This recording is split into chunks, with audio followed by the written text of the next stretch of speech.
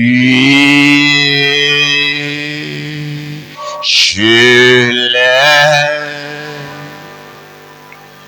parce qu'il m'a aimé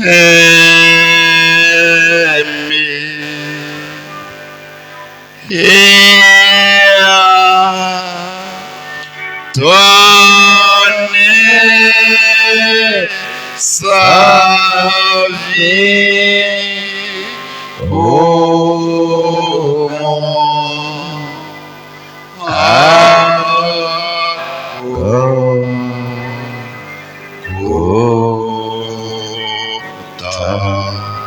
Et a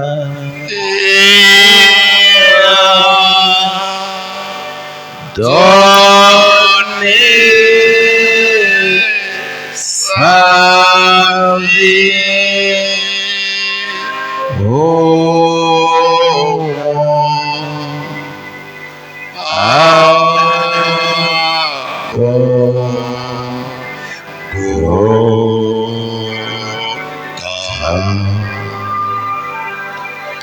Nous prions le Seigneur notre Dieu au nom puissant de Jésus-Christ, au nom du Roi des Rois. Nous voulons te dire merci ce soir, une fois de plus. Tu nous donnes l'occasion de nous approcher de toi et de vivre parfaitement la parole. Ce soir, nous allons encore écouter, entendre quelques bribes qui viennent de toi. Mais il n'y a que toi seul pour le faire parfaitement. Laisse que cette parole nous fasse du bien. Qu'elle brise toute opposition, toute barrière en nous. Avec ce petit temps de réveil qui commence, relève le défi.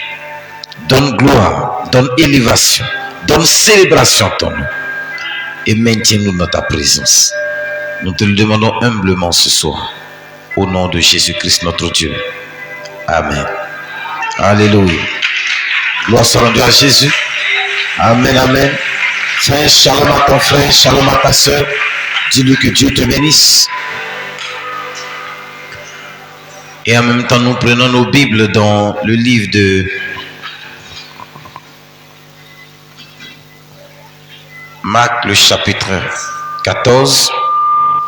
Marc, chapitre 14, nous lirons du verset 3 à 9. Et comme il était à Béthanie, dans la maison de Simon le lépreux, et qu'il était à table, une femme vint ayant un vase d'albâtre plein d'un parfum de nard pur et de grand prix. Et ayant brisé le vase, elle le répandit sur sa tête. Et quelques-uns étaient là qui s'indignaient en eux-mêmes et disaient, à quoi bon la perte de ce parfum? Car ce parfum aurait pu être vendu plus de 300 deniers et être donné aux pauvres. Et il la reprenait vivement. Mais Jésus lui dit, laissez-la. Pourquoi lui donnez-vous du déplaisir? Elle a fait une bonne œuvre envers moi. Car vous avez toujours les pauvres avec vous.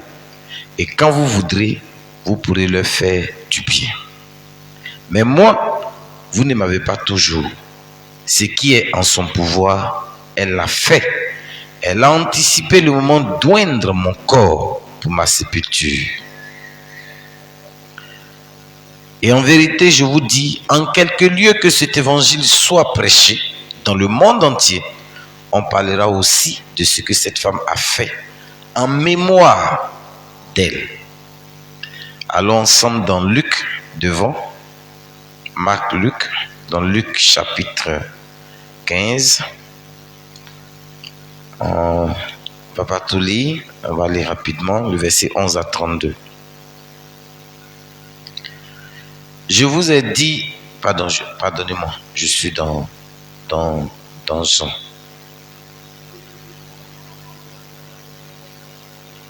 Je suis dans Jean.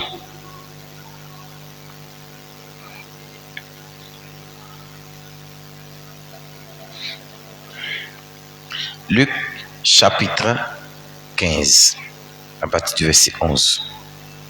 Et il dit, un homme avait 2 fils, et le plus jeune d'entre eux dit à son père, Père, donne-moi la part du bien qui me revient. Et il leur partagea son bien. Et peu de jours après, le plus jeune fils, ayant tout ramassé, s'en alla dehors en un pays éloigné. Et là, il dissipa son bien en vivant dans la débauche. Et après qu'il eut tout dépensé, une grande famine survint dans ce pays-là. Et il commença d'être dans le besoin. Et il s'en alla et se joignit à l'un des citoyens de ce pays-là. Et celui-ci l'envoya dans ses champs pour perdre ses pourceaux. Et il désirait de remplir son ventre des gousses que les pourceaux mangeaient. Et personne ne lui donnait rien. Et étant revenu à lui-même, il dit, combien de mercenaires de mon père ont du pain en abondance, et moi je péris ici de faim. Je m'élèverai, je m'en irai vers mon père, et je lui dirai, Père, j'ai péché contre toi, contre le ciel et devant toi. Je ne suis plus digne d'être appelé ton fils, traite-moi comme l'un de tes mercenaires. Et s'élevant, il vint vers son fils, et comme il était encore loin, son père le vit et fut ému de compassion.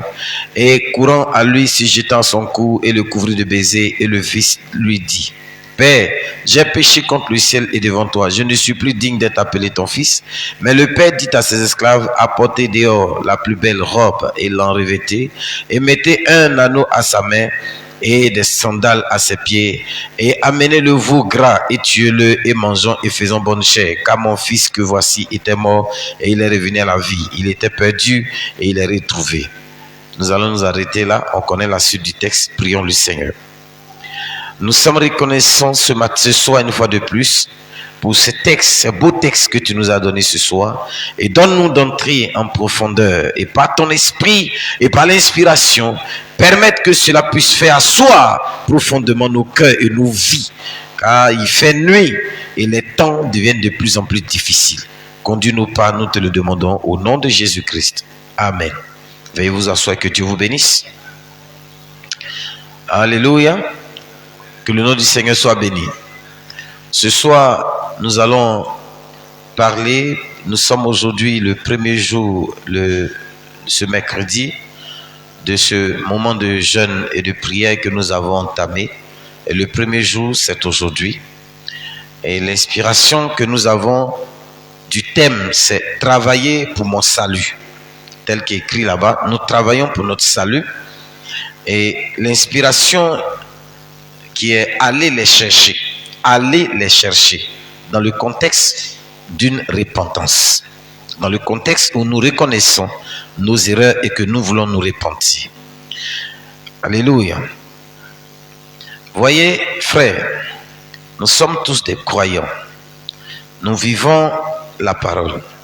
Et nous espérons tous qu'un jour, par la grâce de Dieu, et c'est mon souhait, c'est que tous nous puissions nous retrouver devant la présence de Dieu, devant la gloire du Seigneur, et marcher dans les rues de la Nouvelle Jérusalem comme le prophète William Branham est allé et est venu nous donner le témoignage, comme quoi bientôt nos cris inonderont cette Nouvelle Jérusalem de nos joies, de nos cris de joie. Et dans les 7 âges de l'Église, il le dit, que cette ville est si belle que même les anges qui l'ont bâtie tombent d'admiration devant la chose. Ils ne savent pas quoi dire. Mais ce ne sont pas les anges qui vont habiter, c'est nous qui allons l'habiter. Et frère, j'ai pris du temps ici, dans cette assemblée, pour m'acquitter de mon devoir de prédicateur. Et j'ai prêché sur beaucoup de thèmes du genre. Nous avons parlé ici de comment se conduire, comment marcher, comment vivre en ces temps de la fin où tout est devenu difficile, où tout est devenu très compliqué, où tout est devenu aujourd'hui une espèce de système mondial qui nous emprisonne. Et ce système mondial nous pousse à des situations d'individualité, parce que le but de Satan, c'est de briser la vertu cardinale de notre temps qu'on appelle l'amour fraternel. D'une manière ou d'une autre, faire en sorte que l'amour fraternel ne puisse pas exister au milieu de nous. Mais nous luttons et nous faisons tout ce que nous pouvons pour que cet amour fraternel demeure quand même au milieu de nous. Gloire soit rendue à Dieu. Il y a 2 choses avec lesquelles nous irons au ciel. Ces 2 choses sont une seule et même chose. Nous irons au ciel, dit William Branham, avec un caractère. Mais il y aura un sentiment qui sera dans ce caractère, c'est l'amour parfait. Ce caractère dégagera de l'amour parfait. Ce caractère dégagera un seul parfum, ça sera l'amour parfait. Et nous le savons tous, le prophète en a parlé, et nous avons écouté, sur bande, sur brochure, nous avons lu. Le prophète William Branham dit que là-bas, il n'y a que l'amour. Si quelqu'un n'a pas l'amour, il ne peut aller de l'autre côté. Frère, cet amour dont nous sommes en train de parler, et le dimanche prochain, nous allons aborder par la grâce de Dieu la première partie d'une étude sur l'amour. Frère, cet amour-là, ce n'est pas au ciel que nous allons commencer à vivre cet amour. C'est ici que nous allons commencer à vivre cet amour. C'est ici que cet amour va devenir parfait avant que nous n'entrions de l'autre côté. C'est ici que le Seigneur prendra le temps de briser, d'ordonner, d'organiser, de réparer, d'arranger, de mettre, d'enlever, d'ajouter, de faire tout ce qu'il peut pour que l'amour que nous avons devienne parfait. Ce n'est pas là-bas qu'il le fera, c'est ici que nous aurons les épreuves de l'amour. C'est ici que nous aurons les attaques de l'amour. C'est ici que nous serons peinés. C'est ici que nous aurons les douleurs. C'est ici que nous serons déçus, découragés. C'est ici que nous serons blessés. C'est ici que nous aurons des situations conflictuelles entre des frères et des sœurs, entre une femme et son mari, entre des époux, entre des frères et des sœurs, des petits frères, des grands frères. C'est ici que ces situations vont se poser. C'est pas là-bas. Là-bas, ça sera parfait. Là-bas, c'est la vie de la chose. C'est ici que nous aurons les situations. C'est ici que nous allons acquérir la perfection. Et c'est d'ici que nous partirons avec le billet parfait. Gloire soit rendue à Dieu. Donc, frère, si aujourd'hui, nous ne sommes pas capables de produire, de cultiver, d'entretenir et de faire ce genre de choses, il est bon que chacun parmi nous révise sa vie ce soir et se répande réellement s'il n'a pas véritablement l'amour parfait. Au fur et à mesure que nous évoluons, au fur et à mesure que nous marchons, frère, dans cette foi de ce message du temps de la fin, les épreuves deviennent de plus en plus subtiles, elles deviennent de plus en plus piquantes, elles deviennent de plus en plus blessantes, elles deviennent de plus en plus difficiles à supporter. Surtout quand cela vient des frères ou des sœurs. Et on s'est dit, c'est pas possible, ce sont des frères, ce sont des sœurs, cela ne peut pas venir d'eux. Frère, je vous ai toujours dit ici que le Seigneur ne rendra jamais quelqu'un parfait à partir des gens du dehors. Le Seigneur ne prendra pas quelqu'un du dehors pour te rendre parfait, mais il prendra les gens du dedans. Ceux que tu aimes, ceux vers qui ton cœur est attaché, ceux que tu estimes, ceux pour qui tu as tellement de respect, ceux pour qui tu as tellement d'amour, c'est ceux-là que Dieu utilisera pour briser la portion qui ne va pas chez toi. Pas la portion qui va bien, mais la portion qui ne va pas chez toi. C'est ceux-là qu'il va utiliser, les briser et te ramener à une certaine perfection. Frère, laissez-moi vous dire que cela fait très mal. Si vous n'avez pas la maîtrise de soi, si vous n'avez pas cette capacité qu'on appelle la maîtrise de soi, si vous n'avez pas la possibilité d'aimer quelqu'un, vous ne pouvez pas être capable de supporter. Ce ne sont pas des chocs, ce sont des blessures faites avec des lames tranchantes. Alléluia. Gloire soit rendue à Dieu. Et ce soir, nous sommes ici. Et le prophète dit, allez les chercher, ce n'est pas mon thème. Je tire cette inspiration d'une citation du prophète. William Branham dit, vous serez là dans cet amour. Des frères quitteront votre assemblée. Pour cause de blessures, de déception ou de quoi que ce soit au milieu de vous, ne les laissez pas dehors. Allez les chercher. Alléluia. C'est à partir de ce texte du prophète que j'ai tiré l'inspiration. Allez les chercher. Et ce soir, il faut que nous allons chercher, pas seulement ses frères, mais que nous allons chercher le courage, la capacité, l'amour, la possibilité de supporter mon frère et ma soeur qui me blessent. De l'aimer comme s'il ne m'avait jamais rien fait. Frère, le Seigneur ne tiendra pas compte des circonstances qui ont amené la chose. Ce qu'il regardera, c'est qu'il t'a donné la possibilité de dominer la situation et d'aller au-delà. Les circonstances ne l'intéressent pas. Mais c'est ce qu'il t'a donné, de dominer et d'être au-delà de la chose qu'il regardera. Alléluia. Alors, la balle se trouve dans ton camp ce soir. Voyez, tout comme l'enfant prodige qui est allé gaspiller ses biens. Il n'est pas allé gaspiller les biens qu'il a eu à la sueur de son front. Il allait gaspiller les biens que son papa a eu à la sueur de lui, son papa, son front, et qu'il a gardé pour cet enfant en héritage. L'enfant a demandé cette partie. Et il est allé dehors, gaspiller ça chez les prostituées, dans les maquis, dans les bars. Il s'est connecté à toutes sortes de doctrines. Il est rentré sur Internet pour se ravitailler sous toutes les formes d'isme. Il s'est envoûté avec tout ce qu'il pouvait trouver. Et il s'est donné des raisons. Mon papa m'a donné l'argent. Toutes les fois où cette possibilité financière que son père lui a donnée lui offrait les capacités de faire, il le faisait. Au nom de l'argent que son père lui a donné, au nom de la possibilité financière que son père lui a donnée, il a fait tout ce qu'il pouvait jusqu'à ce qu'un jour, cette possibilité s'arrête.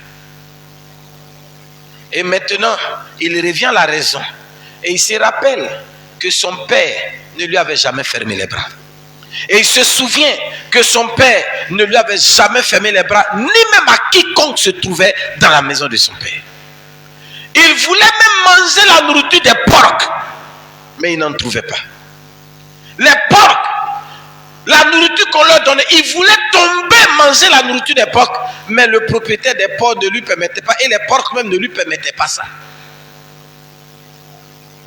Et il s'est dit, au lieu de rester dans ces histoires de bizarreries, je vais retourner dans la maison de mon papa. Arrivé là-bas, moi-même je connais ma position. Je sais que je ne suis plus digne d'être un fils. Je vais aller dire à mon papa, moi aussi je vais être balagnini dans ta maison. Moi aussi je vais devenir ouvrier dans ta maison. Parce que l'ouvrier dans ta maison est mieux qu'un fils dehors. Et quand il arrive, il dit à son père, je n'ai pas péché seulement contre toi. J'ai péché contre le ciel et contre toi. J'ai péché contre Dieu, ce Dieu qui a trouvé bon de pouvoir à mon héritage, à mon avenir, en te donnant tout ce dont j'aurais besoin un jour. Tu ne l'as pas dépensé, tu ne l'as pas gaspillé, mais tu as gardé ça. Et quand j'ai réclamé, tu m'as donné. Oh Père, je ne suis plus venu dans ta maison comme un fils, mais je viens comme un ouvrier, je viens comme un esclave. Traite-moi, frappe-moi, fais tout ce que tu veux. Fais de moi ton esclave et juge-moi comme ça. L'amour de son père était si grand qu'il n'a pas regardé à ce que l'enfant a gaspillé son héritage. Mais le père a regardé à son sang qui coulait dans les veines de cet enfant. Il a regardé à sa ressemblance à l'enfant. Il a regardé l'enfant et il sait que c'est son fils.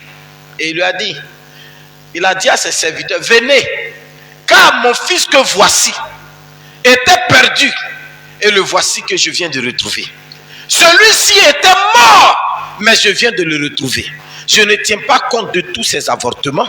Je ne tiens pas compte de toutes ces femmes qu'il a fréquentées. Je ne tiens pas compte de toute cette méchanceté qu'il a faite. Je ne tiens pas compte de toutes les prostituées qu'il a fréquentées, des musiques qu'il a dansées, de tout ce qu'il a fait. Je ne tiens pas compte de tout ça.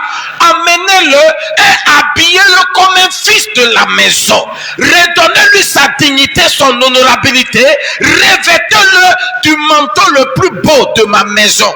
Parce que si je l'avais perdu, mon cœur m'aurait fait mal. Mais je l'ai retrouvé, j'ai à le nettoyer. Son papa ne savait pas où l'enfant était parti. Mais la Bible nous dit que chaque jour, le père venait devant la porte et regardait, espérant retrouver son fils. Dieu, qui savait que le cœur de cet homme cherchait son fils, a créé les circonstances pour que l'enfant revienne. Et l'enfant est revenu. Gloire soit rendue à Dieu. Une femme à Béthanie. Béthanie signifie la consolation. Ville de consolation. Était allée trouver Jésus dans la maison d'un lépreux que tout le monde rejetait. Un lépreux, personne ne mange avec lui. Un lépreux, on ne va pas avec lui. Quand il marche, il doit crier impur. Impur. Et puis les gens dégagent.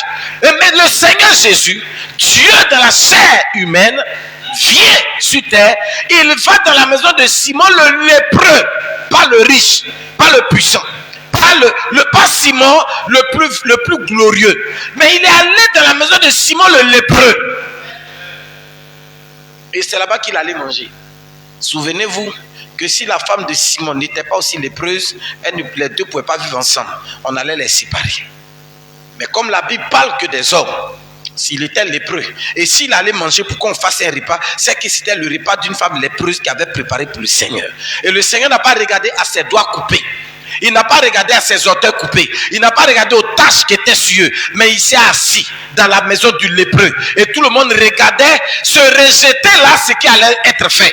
Mais il est venu et il est allé chercher ce qui était perdu. Quel que soit le lieu où la chose qui était perdue se trouve, que ce soit dans un lépreux, que ce soit dans un pauvre, un riche, quel que soit l'endroit, il ira chercher ce qui lui appartient, l'endroit où la chose se trouve. Il allait chercher.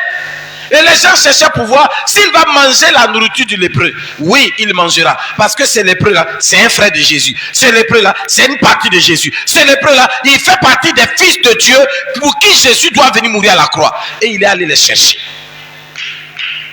Frère, Jésus n'a pas regardé la condition de ces gens.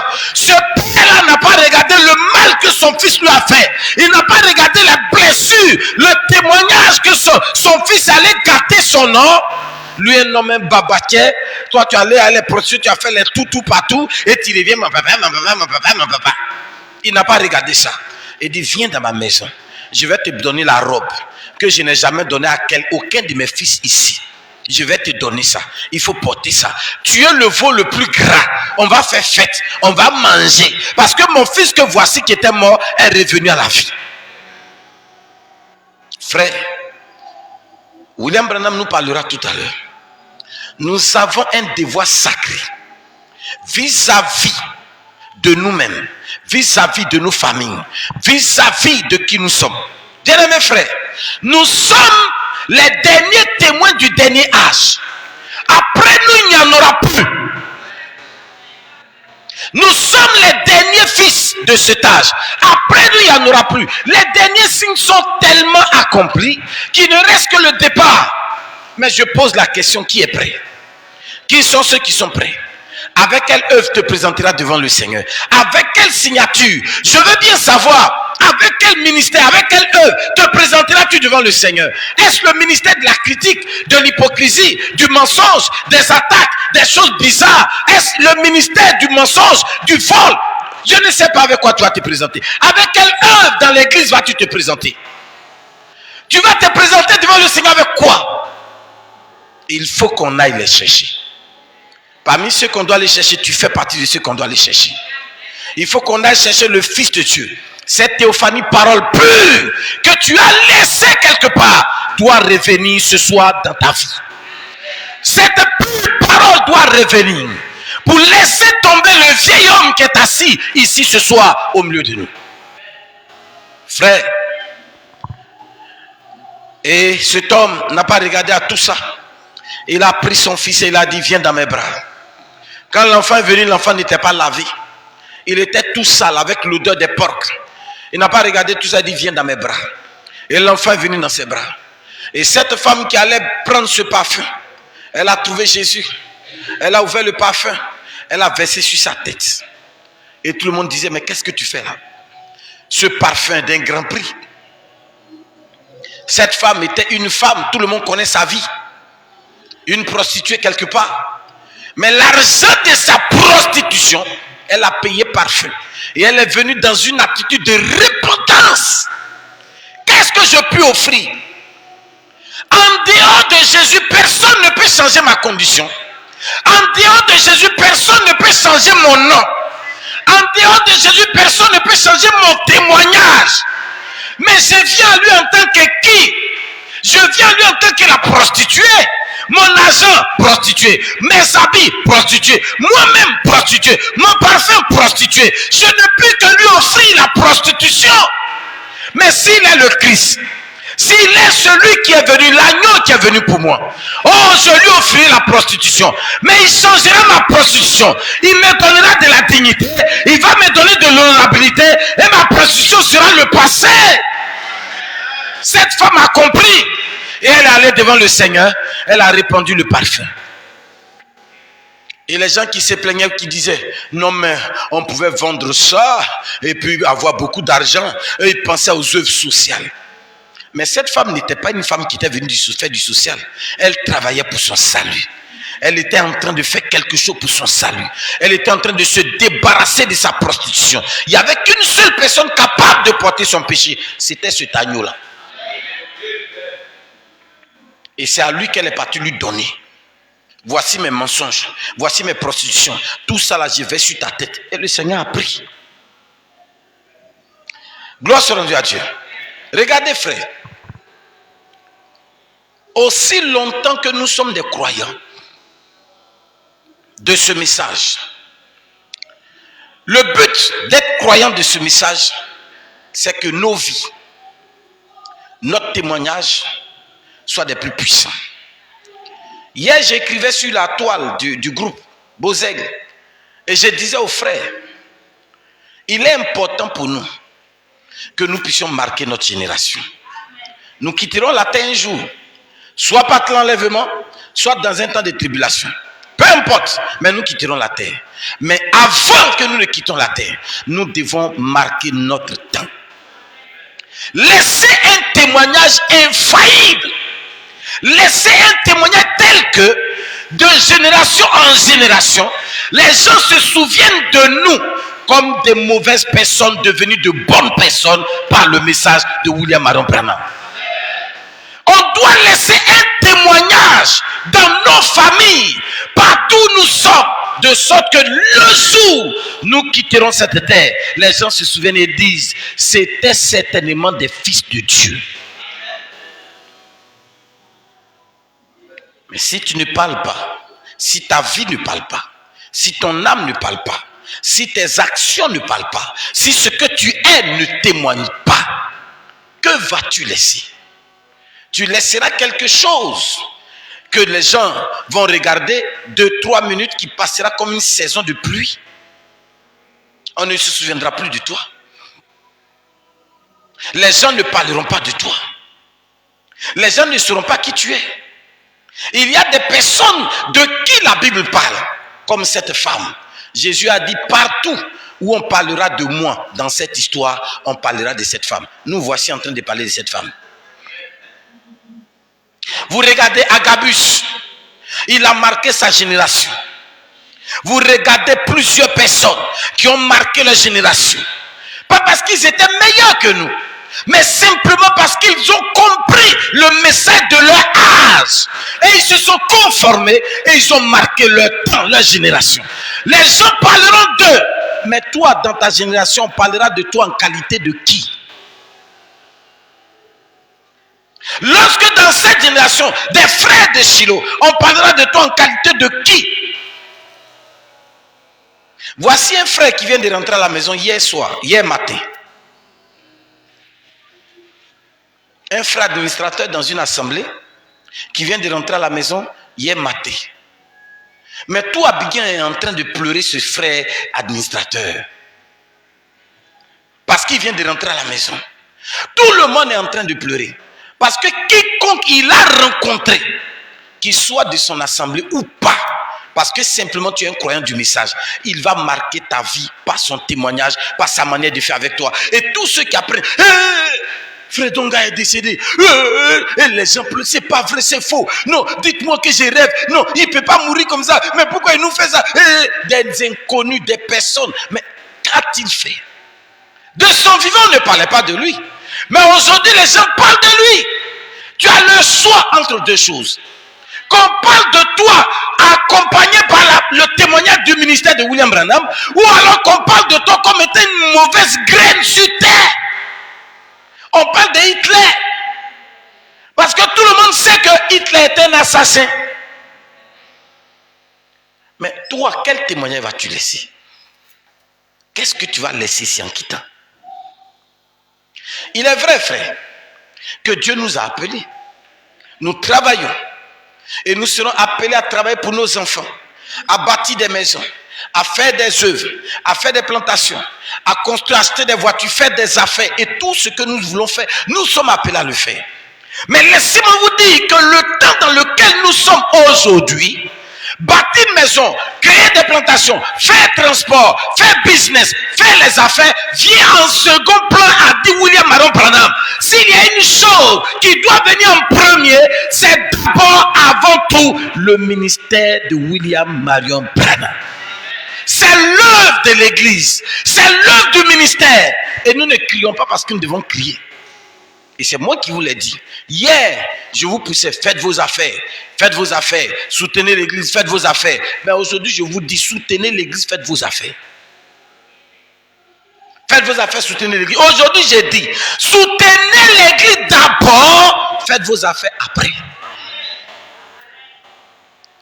Je ne vais pas trop bavarder. Écoutez un peu ce que le prophète dit.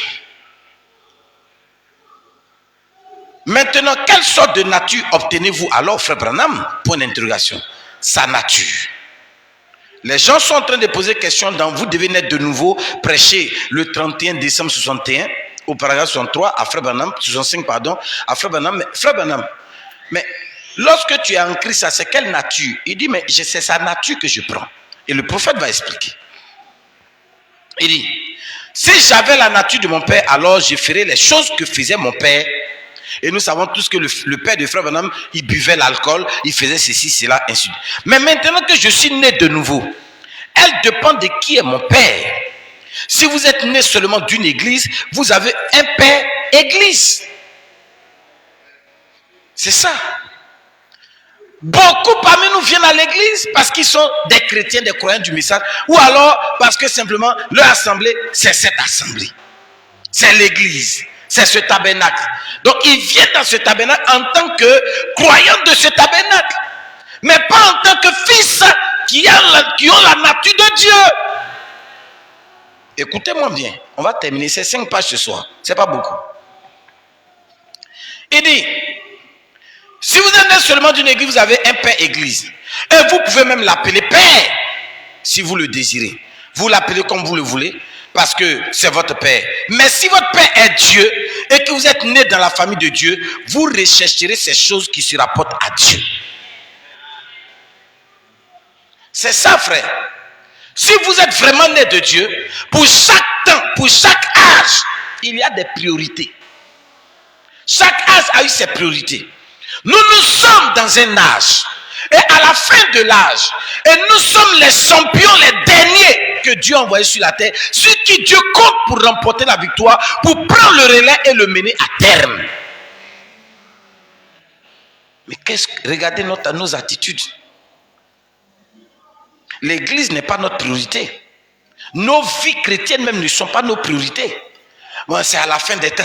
À la fin des temps. Dans qui court, il faut qu'il me marie vite. C'est à la fin des temps. Si il me marie, moi aussi, elle me marie. Il connaît les joies du mariage aussi. C'est-à-dire que, comme on a dit que tout va finir, ils ont mis de côté les priorités de Dieu et ils sont en train de se battre pour des futilités. Et il faut que moi aussi je dois avoir voiture quand même. Quand on va arriver au ciel là-bas, quand les gens m'ont dit qu'ils ont roulé voiture, moi aussi j'ai dit que j'ai roulé voiture. C'est pas ça le plus important maintenant. Maintenant là où nous sommes en train de parler, c'est d'abord et avant tout le ministère, la parole, les fils de Dieu, les racheter, c'est ça. Oh frère. Moi aussi, on dit on est en train de construire les maisons. Moi aussi, si je n'ai pas ma maison, et puis on s'en va au ciel, c'est pas bon. Il faut que moi aussi j'ai ma maison avant d'aller au ciel. Là où on est là, la priorité, c'est pas d'avoir une maison. C'est pas si je reviens, quelle maison j'aurai. C'est pas ça. La priorité aujourd'hui, c'est ton âme. Et ce qu'il faut faire pour aller là, c'est de ça que je suis en train de te parler. Heureux l'ouvrier que le maître viendra trouver en train de faire le travail que son maître lui a laissé. Pas en train de faire autre chose. Frère. Écoutez, frère. Il dit, vous recherchez les choses qui se rapportent à Dieu, c'est juste. Alors vous êtes un enfant de Dieu. Votre nature est la nature de Dieu. Quand vous entendez certains dire, oh, notre église croit que tous les jours des miracles sont passés, ainsi de suite, ainsi de suite. N'est-il pas lui-même complètement miracle? Sa nature n'est-elle pas miracle? Ses habitudes sont miracles, son être entier est miracle. Comment pouvez-vous être autre chose qu'un miracle? Maintenant, nous pose la question, comment nous, on peut être autre chose que miracle? Dis à ton voisin, je suis un miracle. Un miracle, c'est rien d'extraordinaire. C'est juste que quelqu'un a le pied coupé hier et le Seigneur, dans le temps, lui avait préparé avant la fondation du monde un pied qui est là. Et quand ça va arriver, les circonstances sont là. Il faut quelqu'un qui a la foi. Quand il arrive, il va faire apparaître de l'invisible au visible ce pied. Et le pied est là. C'est ça qu'on appelle le miracle. Toi-même, tu n'existais pas. Et le Seigneur t'a fait apparaître de l'invisible au visible. Et quand les gens te regardent, on sait que tu as Christ, il y a quelque chose que tu as qui n'ont pas. Donc toi-même, tu es un miracle qui s'ignore. Je vais continuer, frère. Rapidement. Parce qu'il faut qu'on prie. Il dit que quelqu'un a pris un œuf pour aller mettre dans le poulailler d'une poule. Et l'aiglon est né. Il était un aigle. Il était un petit individu bizarre. Il était complètement différent. Mais voyez-vous, il était né dans une autre catégorie. Le sperme et l'œuf étaient différents. Et cela donnait un oiseau différent. Certainement qu'il semblait bizarre. Il avait un comportement bizarre pour les autres. Mais il agissait seulement selon sa nature. Quand il ne pouvait pas agir autrement, puisqu'il était un aigle. Sa nature était aigle. Alors s'il ne pouvait pas être autre chose qu'un aigle, cependant, il y en a beaucoup comme celui-ci dans ces dénominations. Ce sont réellement des aigles. Mais ils n'en ont pas l'air. Alors qu'ils pataugent dans la boue et dans ces choses du monde, voyez, ce sont leurs préoccupations. Allez les chercher.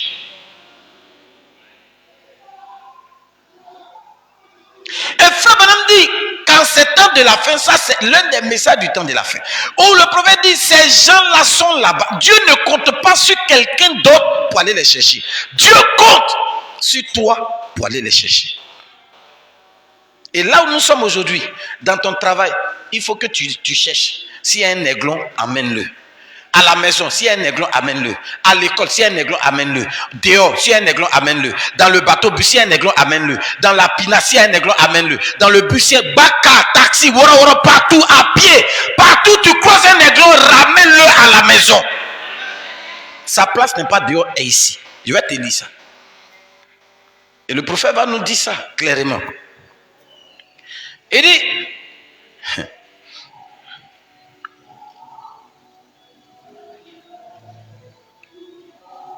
Il dit, ici, je ne veux pas mourir comme un animal. Je veux mourir dans les bras de Jéhovah. Je crois votre Dieu, car il est à la fois le Dieu du ciel et de la terre. Il fait des choses visibles. Il rend les choses réelles. Je ne l'ai jamais vu le faire, mais je le crois de toute façon. Voyez-vous, elle n'avait jamais vu Josué. Elle avait seulement entendu parler de Josué.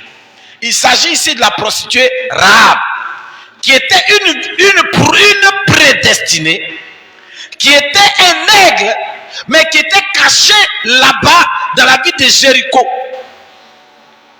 Et lorsque les espions sont arrivés, c'est vers elle que Dieu les a envoyés et ils doivent la jeter le fil cramoisi. Parce que c'est pour eux qu'il fallait détruire Jéricho. Si Jéricho n'est pas détruit, les clients de Rahab sont là. Elle va toujours faire prostitution. Donc il faut tuer tous les clients de Rahab pour récupérer Rahab. Frère, vous n'êtes pas prêt d'imaginer ce que Dieu est capable de faire avec vous. Rien que pour enlever un aiglon du péché pour le ramener à la vie. Ne regardez pas qui vous êtes. Si l'aiglon est là, ramenez-le à la maison. S'il y a une opposition, lui il se charge du reste. C'est pas à vous de faire ça. Regardez. Il dit, elle n'avait jamais vu Dieu. Elle n'avait vu aucune des œuvres de Dieu. Elle en avait seulement entendu parler. C'est un aigle. Donc forcément sa nature a parlé. D'autres l'avaient vu. Et elle le croyait en les entendant en parler. Maintenant elle dit, je veux une faveur pour moi. Et mon père et ma mère. Ils sont tous les deux vieux et infirmes.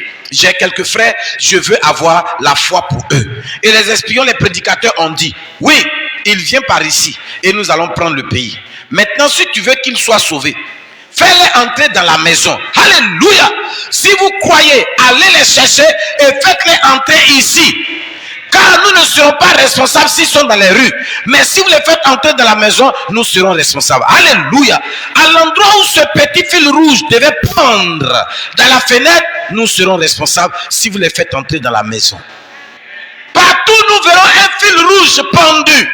Partout nous entendrons quelqu'un parler du sang de Jésus. Qu'il soit catholique, qu'il soit baptiste, qui qu'il soit, frère.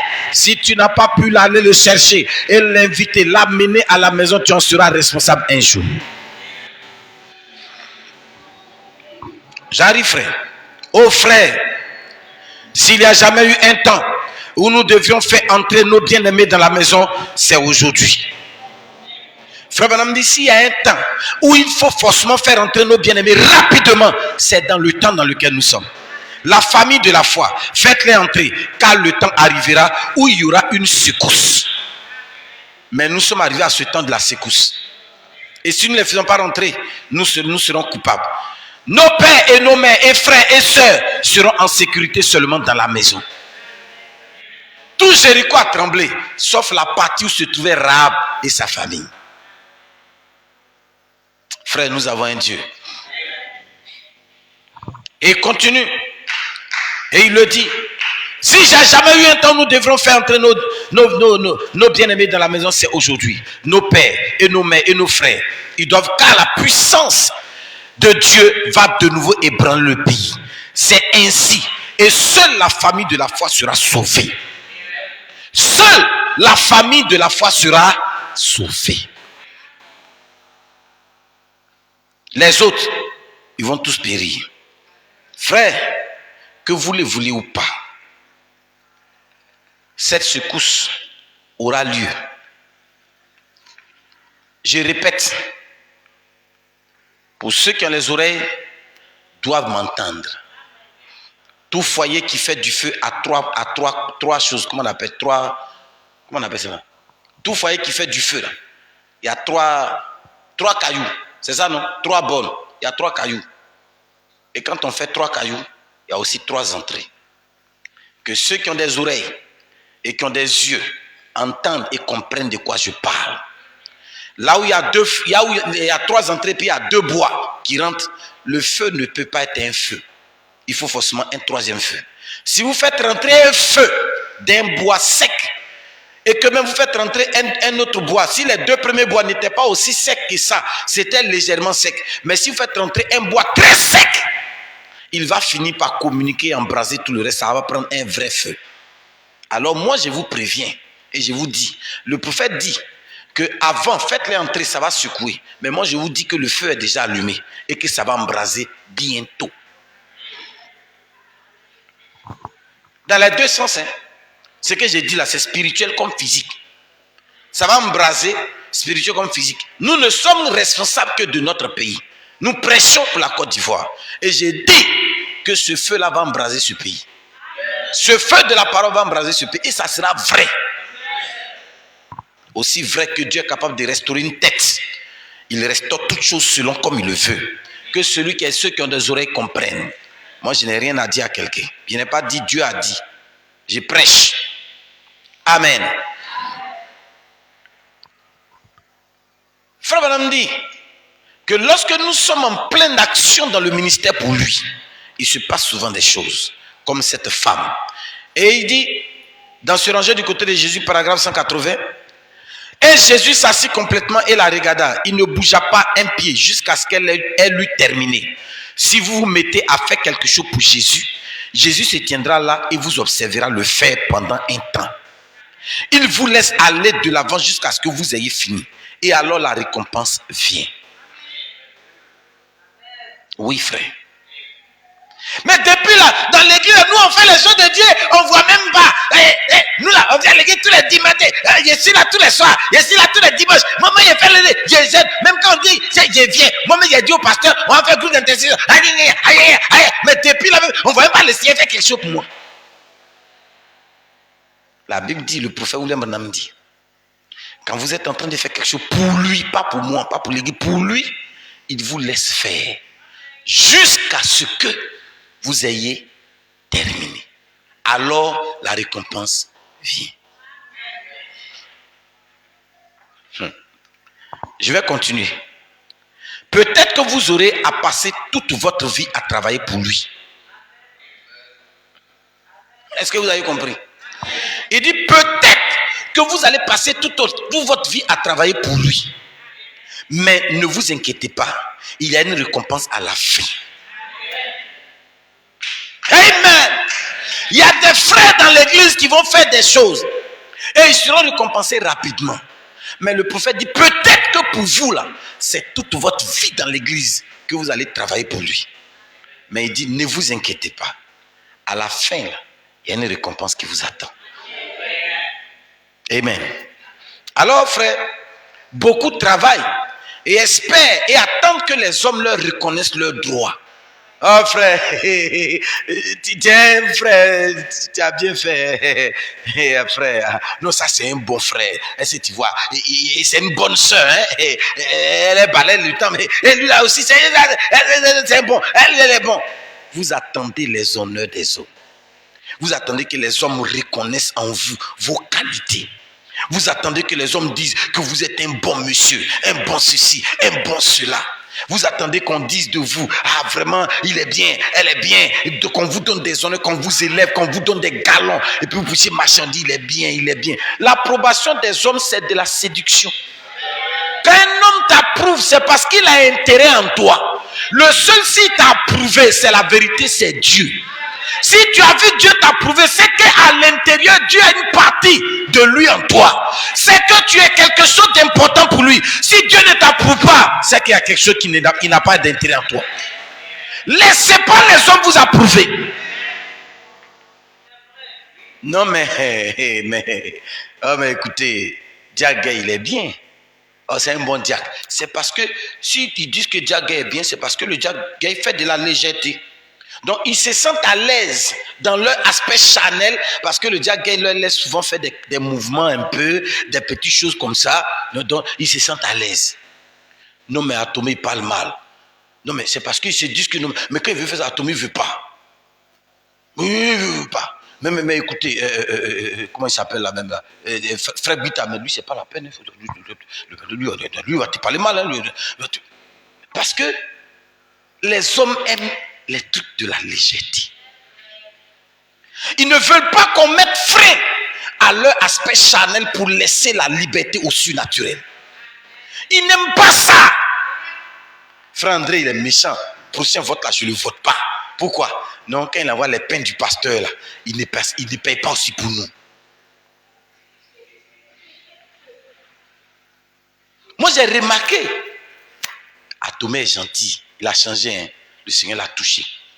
Et la dernière fois quand j'ai fait là, ils ont géré mon affaire là. Donc c'est devenu une affaire d'intérêt. Et si vous laissez flatter par ce que les hommes disent de leur bouche, vous irez en enfer. C'est terminé pour vous. Personne ne doit vous flatter. Il n'y en a qu'un seul. Il vous a apprécié, c'est vrai, c'est juste, c'est Jésus-Christ. Ne laissez personne vous apprécier. Soyez sûr et certain que quand vous êtes en train de faire une œuvre, cela est de Dieu. Appliquez la parole. Mettez-vous dans la dimension de la parole. Ce que les hommes disent ne doit pas vous influencer d'un iota. Tant que vous êtes convaincu que vous êtes dans les Écritures. Mais quand vous écoutez les hommes, vraiment, ils cherchent la faveur du peuple. Il faut que les gens disent qu'il est bien à l'église. Alors, s'il y a une soeur qui donne à téter à son enfant, oh frère, il faut laisser, c'est pas grave. Le temple là n'est pas une tétoire. Donc quand ton enfant veut téter, tu l'envoies soit derrière, ou bien quelque part là-bas. Les couches là, on ne les change pas ici, on les change à la cuisine. Oui. Si un frère veut dire, toi, Jack Mori, j'ai remarqué, hein, c'est parce que ta femme n'est pas ici. C'est à cause que tu es dur comme ça là. Jack n'allait rien dire. Parce qu'il est doux. Donc comme il est doux, tout le monde le prend comme bonbon. À partir de lui, tu as une onction de dureté. Vous voyez frère, c'est pas bon. Écoutez ce que le prophète dit. Il se peut que vous ne voyez pas une seule personne pour qui vous priez être guéri. Souvent ça m'arrive dans les lignes de prière. Le prophète dit, continuez simplement à prier pour eux. J'ai souvent dit, si je prie pour 500 personnes ce soir et que toutes les 500 meurent le matin, demain soir, je serai en train de prêcher la guérison divine et de prier pour les malades. Voyez-vous, ça n'a rien à voir avec cela. Que les gens soient guéris, que les gens ne soient pas guéris, que les gens soient délivrés, ça n'a rien à voir avec vous, votre salut. Travailler à votre salut est différent de si quelqu'un est guéri. Si quelqu'un guérit, ça veut dire quoi? Achille, le pasteur Chara, il prie, Dieu fait, c'est pour venir te donner de l'encens et te lever et puis te donner des ailes comme si tu es un ange. C'est tout. À part ça, il n'y a rien derrière. Laissez le témoignage des gens sur votre vie de côté. Placez plutôt Dieu entre vous et les hommes et laissez Dieu parler de vous. Quelquefois, Dieu prend ces mêmes personnes pour vous parler dans l'amour et dit ce qui ne va pas. Prenez ça, changez. Gloire soit rendue à Dieu. Le prophète de Dieu continue. Il dit, quand vous travaillez pour Dieu, il vous laissera connaître des défaites. Il va vous laisser connaître des défaites. Et d'autres choses jusqu'à ce que vous arriviez à la fin de la route. Et que vous terminez votre travail. Comme il a laissé cette femme. Elle voulait lui rendre un service. Aussi offrit-il simplement ses pieds. Là, il la laissa. Il les lave. Il la laissa les laver. Oh, s'il avait dit, ne fais pas ça, elle aurait sauté et fui. Mais il a laissé rendre ce service. C'est comme ça notre Dieu est. Un Dieu de paradoxe. Une prostituée. Le but, il est venu les chercher. Il y en a combien dans ta famille? Il y en a combien parmi tes enfants qui vivent mal, qui agissent mal, en tant que père, en tant que mère? Tu caches. Faut pas y voir. C'est ce que tu fais là. Faut pas y voir, ça va à l'église. Tu as cherché les filles. Il a gâté mon âme à l'église. Il a gâté mon témoignage à l'église. Il va bien. Il est bien, mais il prie même. C'est la bombe de demain qui est là. C'est le jour à venir coucou. Tu ne peux pas faire avortement. Tu ne peux rien faire. Puis tu es là. Tu m'as tué. Ça là, tu m'as tué. Qu'elle faisait? Si tu avais pris l'épée pour couper sa tête, on va dire que tu es mauvaise, mais au moins tu as enlevé le propre. Si vous n'allez pas les chercher, vous en rendrez compte. Il y aura des surprises au ciel. Des surprises. Non, nous là. On dit, sœur, mets-toi ici. Ton fils là, que tu appelais ton chouchou qui faisait les bêtises que tu couvrais, vous deux, attendez, c'est réglé pour vous après. Donc toi-même, tu sais que pour toi, c'est fini. Oui, frère. Je suis ton pasteur, je te dis ce qui est vrai. Quelquefois, moi-même, je vous donne les enfants. Vous me voyez, je traite durement mes enfants. Ce n'est pas parce que je ne les aime pas. Mais parce que je veux que le témoignage soit clair au vu et au su de tout le monde. Que tel est comme ça, regardez comment le pasteur l'a traité. Celui-là, il est comme ceci, le pasteur l'a traité comme ça. Celui-là, il est temps, le pasteur a pris telle position vis-à-vis des Écritures. Et si vous ne faites pas de même, ce sont vos enfants-là qui seront des boulets qui vont vous retenir ici. L'enlèvement va vous laisser. Allez les chercher. Ramenez le caractère à la parole. Ramenez les pensées captives de la mondanité à l'obéissance des Écritures. Faites-le. Parce que votre salut en dépend. Battez-vous pour eux. Ils ont le droit que vous vous battez pour eux. Ils n'ont pas demandé à venir au monde, quel que soit leur âge. Vous voyez, frère? Il n'y a pas deux prédicateurs. Le prédicateur là-bas dans la cas, c'était. Vous voyez? Le prophète de Dieu dit, c'est ce que fait un vrai chrétien. Il ne s'assoit pas, c'est ce qu'il fait. Priez, humiliez-vous et tenez-vous devant Dieu. Jour et nuit, de façon à ce que vous puissiez vous donner à quelqu'un d'autre. Jusqu'à ce que vous devez aller les chercher, vos enfants et autres. Mais le prophète va plus loin. En dehors de ça, il dit, vous devez prier jour et nuit, de sorte que vous soyez capable vous-même de vous livrer pour quelqu'un d'autre. Qu'est-ce que le prophète veut dire? Ma soeur Yolande a une situation. Ce n'est plus sa situation. Ça devient ma situation. Si elle en a parlé que j'ai entendu à côté, je prends ça à bras le corps. Je pleurerai devant le Seigneur. J'irai donner ma poitrine pour elle jusqu'à ce qu'elle soit exaucée. C'est l'un des secrets de l'exaucement. Ce n'est pas quelque chose d'amusement. C'est une affaire d'amour fraternel. Nous sommes dans l'âge où c'est comme ça qu'on doit vivre. Ce n'est pas le pasteur seulement qui dit vos problèmes, écrivez vos problèmes sur papier. Et puis le pasteur il est là, la nuit il prie, la nuit il prie. Et le pasteur prie pour moi, le pasteur prie pour moi. C'est pas ça. Vous êtes aussi des serviteurs. Vous êtes des anciens. Tous autant que nous sommes. Mais il y en a combien qui se donnent pour les autres? Combien qui pleurent pour les autres? Ils ne se donnent que pour eux-mêmes. Oh Seigneur, bénis ceci. C'est tel ce qu'on a fait là. Il faut que ça prospère. C'est qu'on a fait. Il faut que ça prospère. Et amen. Même leur pasteur, il ne mentionne pas leur pasteur quand il prie la nuit. Le pasteur, frère, je vous connais. Souvent quand vous priez que vous êtes faible spirituellement, je vous appelle, j'appelle certains. Frère, tu ne pries pas. Sœur, tu ne pries pas. Combien j'ai appelé comme ça ici? Levez les mains. Ceux que j'ai souvent appelé pour dire, ta vie, tu ne pries pas. Il faut lever ta main. Ils sont là, plein. D'autres ne veulent pas, ils savent. On vous connaît. Tout ce qui vous intéresse, c'est vous. Frère Branham dit que actuellement nous sommes dans ce dernier âge-là. Il ne s'agit plus de prier pour toi-même. Il faut d'abord, quand tu as fini de prier pour toi, tu dois te débrouiller pour te donner aux autres. C'est pas moi qui dis, c'est Branham qui dit. Et si tu peux le faire, tu ne me parleras pas d'avoir une crise de vie spirituelle. C'est pas possible. Une sécheresse spirituelle. Parce que je n'arrive pas à prier des jours. Si tu fais ça, tu ne peux pas me dire ça. Parce que seulement quand tu as fini de prier pour toi, il y a la soeur qui est là. Il y a la soeur Antoinette qui est là. Il y a la soeur Odile qui est là. Il y a la soeur Rita qui est là. Il y a Madame Kra qui est là. Il y a frère Doré qui est là. Il y a la soeur Doré. Il y a plein de... Moi-même, quoi Dieu, je suis là avec mes défauts. Mais moi-même, le pasteur qui prie et puis tu dis Amen. Est-ce que tu penses à moi-même? Au contraire, dans ta pensée même, tu penses que je suis en train de jeûner et prier pour toi. Que le pasteur meure pour moi. Dans tous les cas, s'il meurt pour moi, ce n'est pas grave. Mais moi, je ne suis pas prêt à mourir pour le pasteur.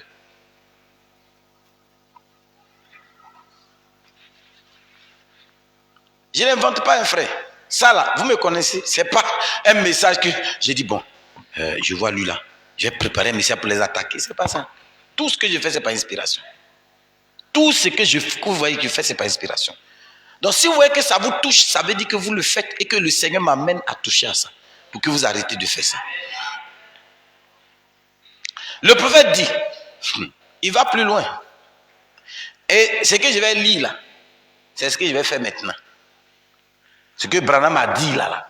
Moi-même, quand je suis tombé dessus, il dit, gloire soit rendue à Dieu. Oh, qu'est-ce que j'ai fait à Dieu pour avoir un tel prophète? C'est une délivrance. Amen. Oh, glory. Yes, sir. C'est ce que maintenant je vais faire dans l'église là. Donc, suivez-moi. Il dit, ce n'est pas ce que vous gardez. Ce n'est pas ce que vous donnez qui compte. J'ai gardé ça, j'ai donné ça, j'ai fait ci, c'est pas ça qui compte. Ce qui compte là, il dit. Vous devez vous donner aux autres. Non, moi j'ai vu leur manière de faire maintenant. Maintenant je vais faire comme ceci. Là, je vais faire comme ça. Tout ça là, frère Branham dit, c'est pas ça qui compte. L'obligation t'est imposée de te donner aux autres. Amen. Bien. J'ai besoin de 4 sœurs. 4 sœurs. Venez ici. Et de 3 frères. Dépêchez-vous, vous êtes assis. Levez-vous, 4 sœurs, venez ici. 3 frères, venez. Vous ne voulez pas vous lever? On n'a pas dit on va vous punir.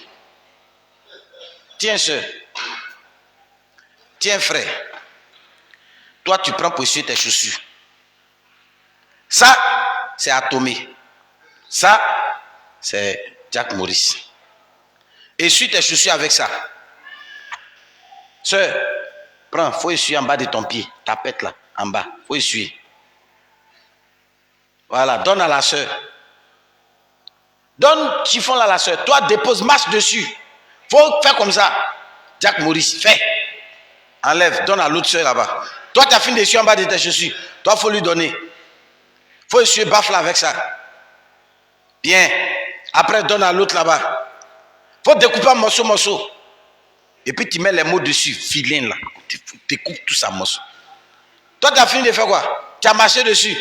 Toi, tu as fini de marcher. Toi, il faut cracher dedans. Ça vous fait quelque chose. C'est comme ça se donner aux autres. Les autres, quand tu te donnes à eux, ils ont la liberté de faire de toi ce qu'ils veulent. Et pendant qu'on essuyait là, aucun des mouchoirs qu'on a découpés, non, qu'on a essuyé ne s'est plaint. On a dit d'essuyer en bas des chaussures. Il a fait son travail d'en bas des chaussures. Il n'a pas dit, mais pourquoi tu me mets en bas des chaussures? Le mouchoir n'a pas dit, mais pourquoi tu me prends pour essuyer ta vilaine chaussure? Toi, Josué, ta chaussure que tu n'as pas suivie. Personne ne s'est plaint. C'est dans la main de la soeur. On dit crache dedans. Jack Maurice n'a rien à dire. On a découpé à Tomé ici. Il n'a rien à dire. Maintenant, jetez-moi ça à la poubelle. Il n'a rien à dire. Asseyez-vous, soeur. C'est ça, se donner aux autres. C'est ce que le prophète nous a dit. Les gens l'ont envoyé au FBI. Il n'a rien à dire. Celui qui l'a appelé l'a défendu. J'ai fini.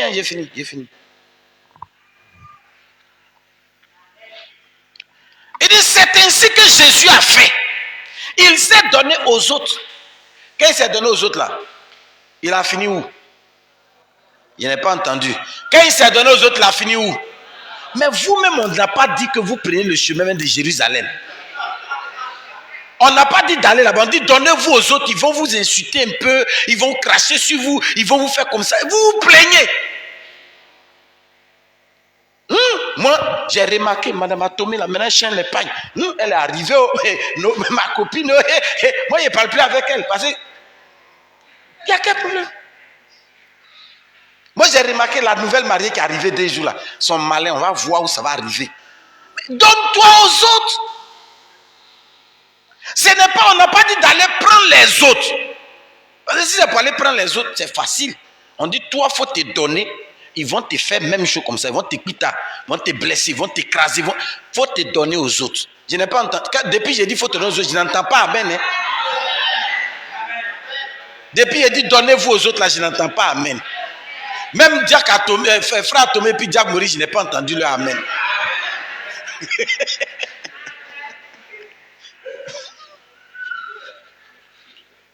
Donnez-vous aux autres. C'est pas moi, hein. Ça y est là, c'est une citation. Frère Benham dit, si tu n'as pas fait ça là, bon attends, si je parle, on va dire j'ai trop parlé. Je m'étais. Amen. C'est quel message le pasteur nous est venu donner le soir là? Si ça me faisait mon jeûne, je restais à la maison. Je suis arrivé ici, il dit donne-toi aux autres. Oui. C'est pas moi qui invente, c'est les Écritures. Il y a une partie de la citation là, mais j'ai dit bon, attends, on va laisser. Sinon, il y a d'autres qui vont dire que j'ai préparé le message là. C'est venu faire règlement de compte. Donc, j'ai laissé cette partie là. Donne-toi aux autres jusqu'à ce que les autres se rendent compte que c'est Christ qu'ils ont entre leurs mains. C'est ça le vrai problème. Il faut te laisser dans le main jusqu'à ce qu'ils se rendent compte. Mais bon, si ça fait 2 ans qu'ils ne se rendent pas compte, tu es encore dedans. Vous riez. Si c'est 10 ans qu'ils ne se sont pas rendus compte que c'est Jésus qui est dans leur main et que c'est toujours Bernard, c'est toujours Jack Maurice qui est dans leur main, ils sont jusqu'à ce qu'ils se rendent compte que c'est Christ qui est dans leur main, alors ils vont te donner. Alléluia. Oui frère, c'est ça la partie la chose la plus difficile. Qui est prêt à se donner aux autres ce soir? Non, frère, baissez les bras. Non, attendez. La vérité, toi-même tu connais ton cœur. Il ne faut pas se lever ta main pour dire, se donner aux autres là. Tout à l'heure tu as vu. Si on va sortir ici là, et puis un frère vient, le pasteur dit de se donner aux autres. Est-ce que tu te donnes à moi? Oui. Mets ta joue. Tu ne vas pas faire. Tu ne vas pas faire. Tu vas lui dire, mais tu fais exprès. Le pasteur dit, tu fais exprès. Hein? Amen, amen. Est-ce que tu te sens bien ce soir? Le prophète dit dans un prophète qui rougit. Et c'est là où ça fait mal. Cette citation fait très mal. Il dit, frère, oh combien avons-nous besoin de prier? Nous vous reviendrons tantôt, frère. Réalisez-vous que nous ne prions pas la moitié de ce que nos pères priaient. Réalisez-vous ça? Il est quelle heure? Frère, allez dans ma bibliothèque là. Envoyez-moi le livre Les héros de la foi. C'est tout petit blanc comme ça. Ça est dans mes trucs là. Charles Spurgeon, il priait toute une journée et il trouvait qu'il n'avait encore rien fait. Charles Finet, il pouvait prier une semaine dans la brousse et il pensait qu'il venait de prier 1 heure. Smith Wigglesworth, il est arrivé un jour dans un village et ce village-là c'était des voyous, des brigands moraux, spirituels. Et il y avait des chars qui passaient tout le temps pour aller livrer la boisson. Il est venu se coucher sur la voie. C'est pas bitumé à l'époque. Il est venu se coucher sur la voie. Il a dit, Seigneur, donne-moi cette ville ou alors qu'un char passe sur moi pour me tuer. Il est resté là du matin jusqu'au lendemain. Aucun char n'est entré, aucun char n'est sorti de la ville. Et c'est les gens de la ville qui sont sortis en rang et qui sont venus le soulever en pleurant. Parce que de sa position, il avait déversé le Saint-Esprit sur eux. Et le Seigneur par prophétie lui avait dit, allez chercher mon serviteur Smith. Et ils sont venus, il avait maigri, il marchait comme ça, ils l'ont soulevé. Oh Smith, ils l'ont soulevé, ils sont partis avec lui et il leur a prêché. Charles Finet est rentré dans un endroit de fabrication de coutou-cou. Ce n'est pas pour vous que vous faites au bord de la rivière. Là. Eux, là, ils avaient fait un gros hangar comme ça. Il est rentré, il a traversé jusqu'à il est allé au bout. Il s'est arrêté, il n'a pas dit un mot à quelqu'un. Il n'a même pas dit un mot. Et l'onction du Saint-Esprit a pris tout le monde. Tout le monde a commencé à pleurer dans la salle parce qu'il venait de prier pendant 2 jours dans la brousse et il est arrivé. Et sur place, ils ont démonté les distilleries de coutou-cou, ils ont tout vidé. Ils ont lavé la salle, ils ont mis la chair. Et le peuple, il n'a pas prêché dehors. Les gens sont venus et il a prêché directement. Frère Branham dit, ce sont nos pères dans la foi. Nous ne prions pas la moitié de leur temps. Il s'agit des choses du temps de la fin. Je ne parle pas des choses du début. Je dis que ton prophète dit que nous ne prions pas la moitié du temps de ces hommes, que nous sommes censés prier plus que eux. Nous sommes censés prier plus que ceux-là, mais on ne prie pas la moitié de leur temps. Une soeur pour venir à l'église peut passer 3 heures à choisir sa robe, sa chaussure, ses caleçons, ses chaussures, ses bigoudis, ses quoi qu'elle va mettre ici. 3 heures. Mais quand elle va arriver ici avec tout ce Bataclan qui pèse au moins 10 kilos, quand on va dire qu'il faut prier. Quand c'est pour crier, Serena, où est ma chaussure là? Je n'aime pas. L'histoire elle est toujours tous les jours ici là. Je n'aime pas. Il ne faut plus que tu aies ma chaussure. Hé, chef, où est mon parfum? Où est mon parfum? Donne mon parfum ici. Mais quand il s'agit de prier pour dire, oh Seigneur, oh...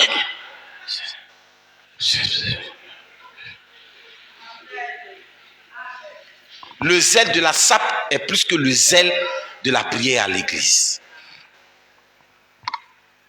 Oh, déjà vous avez trouvé? Oh, ça y est quelque part. C'est moi seul qui sais où ça se trouve. J'allais vous lire un peu la vie de ces hommes-là. Vous allez voir. Je vais lire ça là, tu vas voir. Comment Charles finit. C'est pas du jeu. Le prophète Branham dit, pasteur, savez-vous que nous ne passons pas autant de temps sur nos genoux que les pasteurs avant nous en passaient? réalisez-vous que vous n'instruisez pas votre fille. Vous ne priez pas avec elle le soir, comme votre mère l'a fait pour vous. Alors qu'en est-il de tout cela? Qui sont les coupables? Nous sommes tous coupables. On n'a pas à chercher à se justifier. Nous sommes coupables. Je suis coupable. Je suis coupable en tant que pasteur de ne pas remplir la tâche de Dieu comme je le devrais. Je le confesse, je suis dans l'erreur. Je demande pardon à Dieu de m'être miséricordieux. J'ai considéré les occasions que j'ai manquées à cause de petites choses insignifiantes qui étaient sans importance. J'ai honte de moi en tant que ministre de l'Évangile devant vous. Je me répands devant Dieu et lui demande de me pardonner. Et puisse l'Église me pardonner d'avoir été si dilatoire concernant l'œuvre de Dieu. Par la grâce de Dieu et par l'aide de Dieu, je n'écouterai plus à ce que tout un chacun essayait de me donner quelque chose à faire. C'est ce qu'il veut faire maintenant. Pasteur, il y a ça là, tu veux passer, tu as fait ça. Pasteur, pasteur, j'ai fait plus. Dieu me voit, tu viens au bureau. On se donne rendez-vous au bureau. Je reste là, j'ai pris. Je passe des nuits souvent sans dormir, priant pour chacun d'entre vous quand Dieu met cela à mon cœur. Il y a des personnes, je prends du matin jusqu'à la nuit pour le sujet. Dieu, ce que je dis est vrai. Mes frères, parce qu'il venait au pasteur, pendant que j'ai prié, puis il dit Seigneur, fortifie la vision que je vois, il dort. Tu as foutaise même.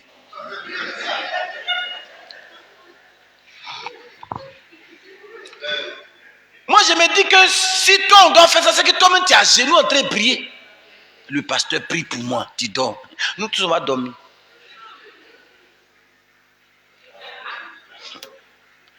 Il dit, tout un chacun essaie de me donner quelque chose à faire. Ils ont un programme, ils ont quelque chose à vous faire faire. Frère Branham me dit, nonsense. Je connais le programme de Dieu. Il est écrit ici dans la Bible. Et j'ai honte de moi en tant que ministre de l'Évangile. 1 million d'âmes gagnées. Je devrais en avoir 10 millions. Je suis loin derrière. Des milliers d'âmes qu'on doit gagner. On arrive même chez certains frères, même ils sont incapables de dire, pasteur, quelles sont les nouvelles? Est-ce que la maman va bien? Est-ce que les enfants vont bien? Dès que tu arrives, pasteur, vraiment tu es arrivé, ça tombe bien, il faut t'asseoir. Tu as vu lui là? Viens ici. Et ça là.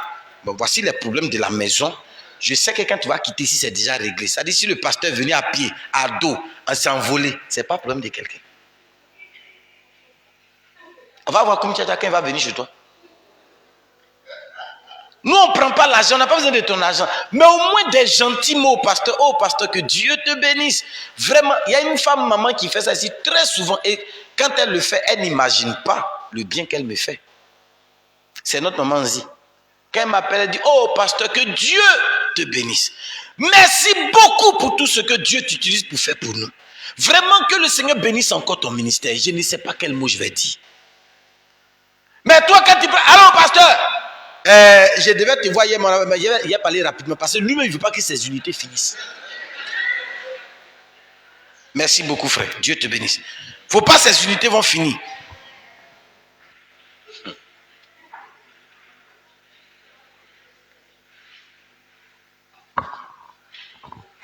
Voilà quelqu'un qu'on appelle David Brenner. Il dit très tôt le matin, c'est-à-dire vers 5 h du matin, 4 h, 5 h du matin, je me retirais dans le bosquet, c'est-à-dire dans la brousse. Si c'est toi dans la brousse, quand tu vas être en prière, tu fais comme ça. Il n'y a pas un serpent, il n'y a pas un scorpion. Donc quand tu pries, tu es comme, merci Seigneur, alléluia. Si tu entends un petit bruit net. Mais lui, quand il se retrouve là, il est à genoux. Serpent ou pas serpent, ce n'était pas son problème. Il avait une seule préoccupation, son Dieu. Il dit, très tôt le matin, je me retirais dans le bosquet pour y trouver la ferveur de prier pour l'avènement du royaume de Christ dans le monde. Vers midi, il dit, depuis 4 h du matin, il est dedans. Donc vers midi, je luttais toujours par la prière et avec Dieu. Et je sentais le pouvoir de l'amour divin dans l'intercession. Je passais la journée dans le jeûne et la prière, implorant Dieu de me préparer au ministère, de m'accorder l'aide divine et de me guider. Je passais 2 heures à souffrir pour les âmes immortelles. Vous demandez ça à un ancien ici. Dieu ne m'a pas appelé. Et vous que Dieu a appelé?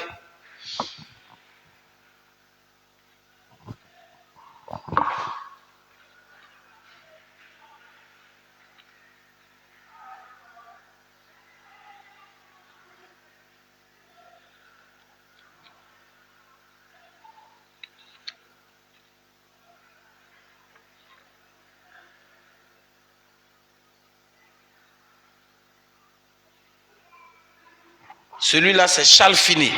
C'est le plus dangereux même. Il dit, j'avais coutume de passer beaucoup de temps à prier. Je crois qu'il m'arrivait de prier réellement sans arrêt. Je vis également qu'il était très profitable d'observer des fréquents jours de jeûne complets en secret.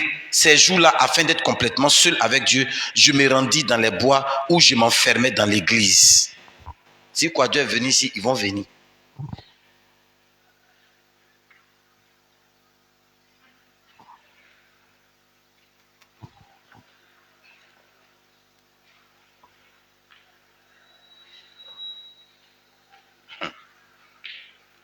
J'avais souligné tout ça. Je ne sais même plus si je me vois.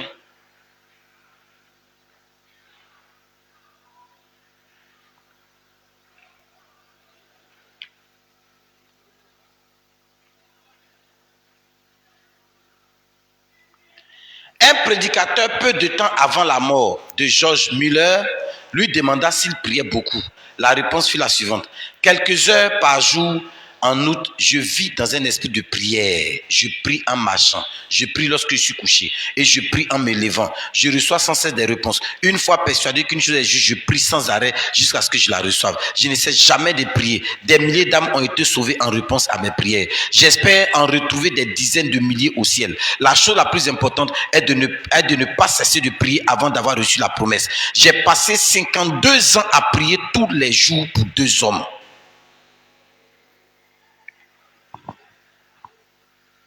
Il a passé 52 ans à prier pour 2 hommes. Les fils d'un ami d'enfance. Ils ne se sont pas encore convertis, mais j'espère qu'ils le feront. Comment pourrait-il en être autrement? Il existe une promesse inébranlable de Dieu et c'est sur elle que je me repose. Pendant 52 ans, il dit, il prie tous les jours sans arrêt. Toi, tu peux faire ça? On va commencer tout ce discussion, on va faire veille. Pasteur, arrête, pas veille là. On n'est pas encore préparé. Moi, je là, il n'est même pas à passer. On va un peu de bac.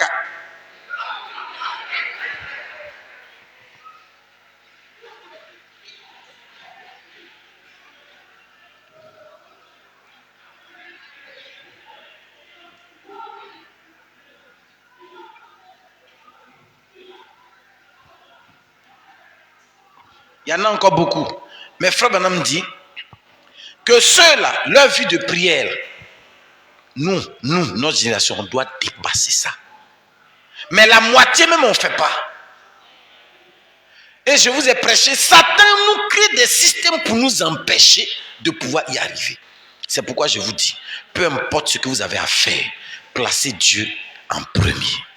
Quoi qu'il arrive, placez Dieu en premier. Ma dernière citation, et nous allons prier.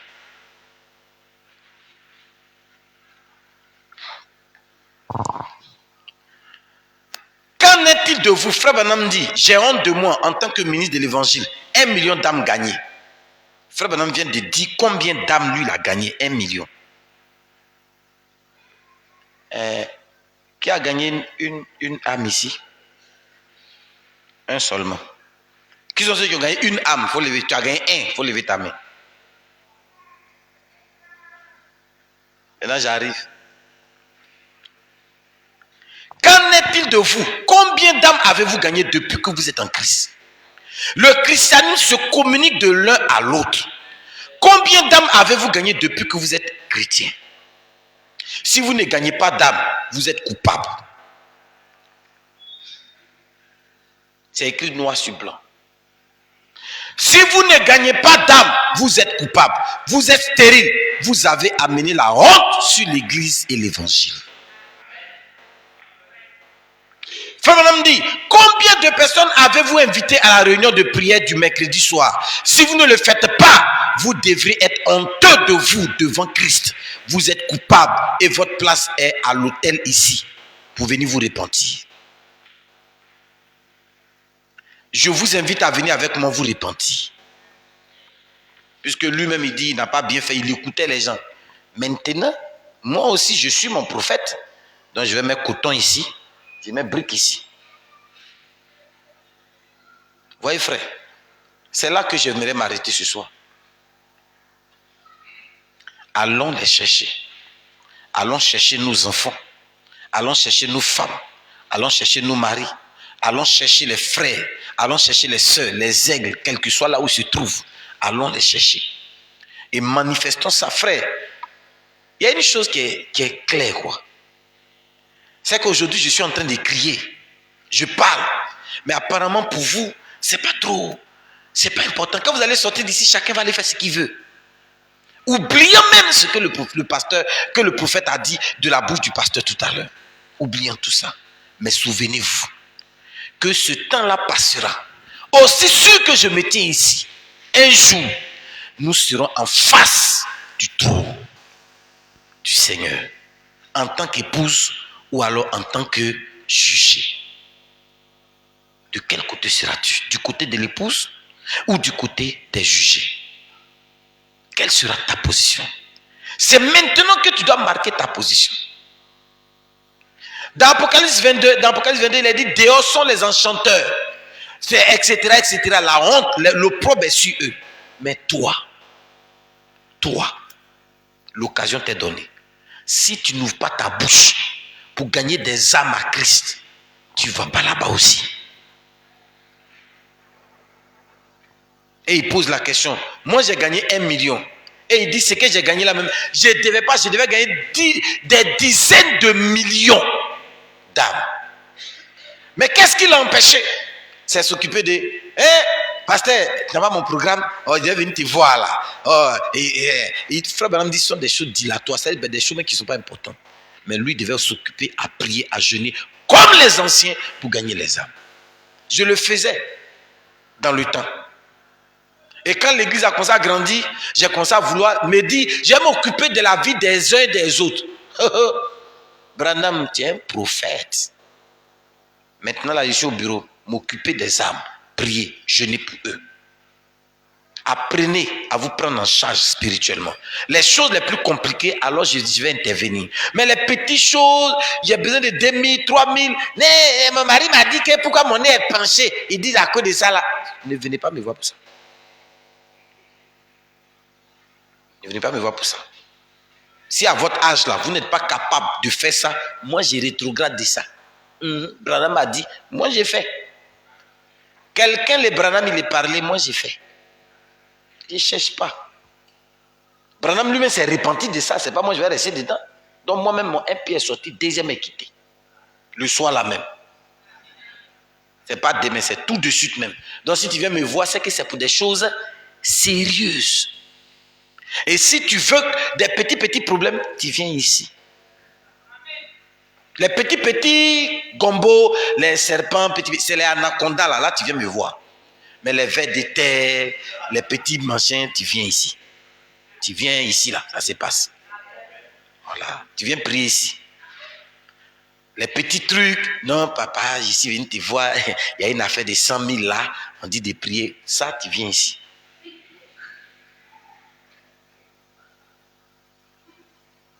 Mais où on dit non, Ouattara lui-même a mis son pied dessus, là tu viens me voir. Voilà. Éphésiens 6 le dit. Tu ne peux pas avoir la force de ça. Nous on a la force de ça. On gère devant le Seigneur. Voilà chacun. Ce soir, c'est bien entendu, vous qui êtes en ligne, comprenez ça. Voilà. Non, on était en ligne, on n'a pas bien entendu. Après, vous écrivez, frère. Écrivez ça pour leur envoyer. Que désormais, c'est ce que le pasteur dit. Amen. Alors, frère, ce soir, chacun va réellement se repentir parce qu'on n'est pas allé les chercher. On n'est pas allé chercher. Et même nous devons aller chercher nos frères qui hier étaient avec nous et qui, pour des raisons fallacieuses, sont partis. On ne parle pas de ceux qui ont pris doctrine pour casser l'église, ce n'est pas eux. Ce n'est pas de ceux-là qu'on parle. On parle des frères, ils sont partis comme ça pour rien. Pour une affaire de non, la femme là est trop jolie, il va la laisser, il faut qu'il la suive dans le monde. On va aller les chercher. Ou que les frères, c'est la mode. Oh, c'est les bonnes, c'est les bonnes, c'est les bonnes, c'est les bonnes. Ceux-là, on peut aller les ramener. C'est-à-dire des suiveurs, on les ramène. Mais les autres là qui ont envoyé les machettes pour nous tuer, eux-mêmes, ils connaissent le chemin. Frère Branham m'a dit comment il doit se repentir pour revenir. Alors, frère, allons chercher. Commençons à chercher nos enfants. Aller les chercher pour les ramener d'abord dans la maison de Dieu.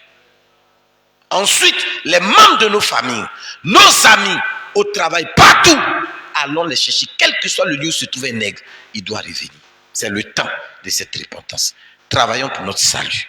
Que Dieu bénisse sa parole. Shalom, shalom.